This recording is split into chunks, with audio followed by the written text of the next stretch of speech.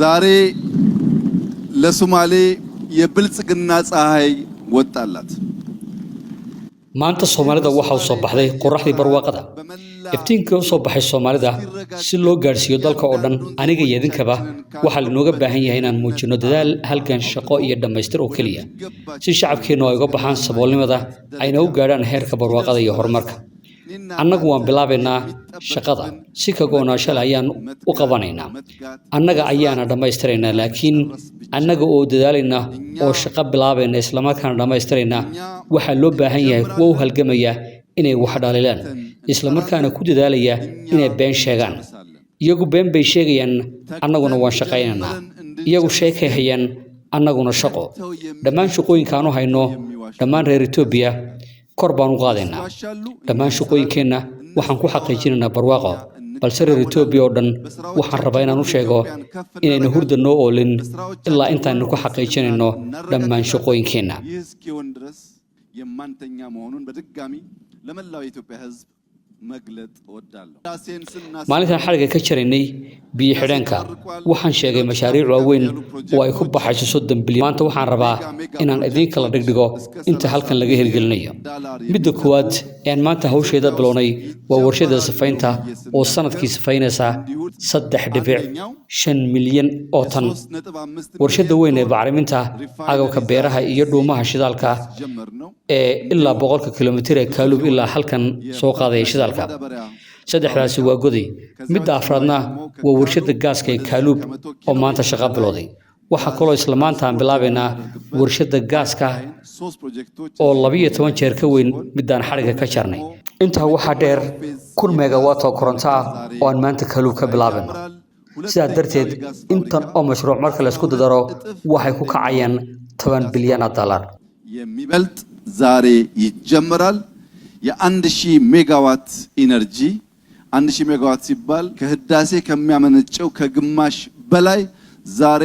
በካሉብ የኢነርጂ ማስጀመሪያ ፕሮግራም ይኖረናል እነዚህ ሲደመሩ ፕላስ ኦር ማይነስ 10 ቢሊዮን ዶላር ይጠጋሉ የምግብ ሉዓላዊነት ለማረጋገጥ ማዳበሪያ በእጅጉ አስፈላጊ ቢሆንም ቅድም madax banaanida cunnada si loo gaadho bacriminta beeruhu waa muhiim balse markii dhaweyd ee aan soconay gaarka goday waxaad arkayseen webi shabeello oo biyuhu iska socdaan guya jilaalba oo ay ku garab yaalo dhul cajiib ah oo haddii mashiino yaryar la keeno waxoogaa bacrimin lagu daro iskaba dhaaf Itoobiya wuxuu qoodin karaa mandaqada oo dhan marka hogaaminta Soomaalida waxaan leeyahay maalintaas sugayseen waa idin timid waqtigiina waa idin yimid fursad waad haysataan fursad waad hesheen balse fursadan iyadoo la beertarayn waxaan idin kula dardaarmayaa inaad hal qalbi iyo niyad mid ah aan isku kaashano oo aan deegaanka Soomaalida ka dhigno deegaan horumarkiisu kaafiyo shacabka Soomaalida iyo geeska Afrika oo dhan ክቡራቶ ሙስጠፌ እና ካቢኔያቸው እንኳን ደስ ያላችሁ ታላቅ ታሪክ ነው በሶማሌ ክልል ላለፉት 100 ዓመታት ተደምሮ 10 ቢሊዮን ዶላር ኢንቨስት አልተደረገም madaxweyne Mustafa iyo golihiisa wasiirada waxaan leeyahay hambaliyo waa taariikh weyn oo deegaanka Soomaalida boqolkii sano la soo dhaafay marka la isku geeyo 10 bilyan oo dollar lagu maalgelin balse barwaaqa waxay leedahay oo aaminsan tahay waa Ethiopian oo qalma inay horumaraan muwaadiniin labaadna ma aha bahwadaagna ma aha balse waa dubdhaxaadka wadanka waxaan sayid ku adkeenayaa